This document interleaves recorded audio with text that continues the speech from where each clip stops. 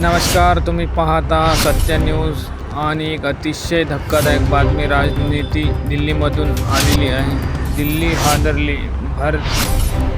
भरधाव ट्रकाखाली सापडून अवघ्या 5 वर्षाच्या चिमुकल्या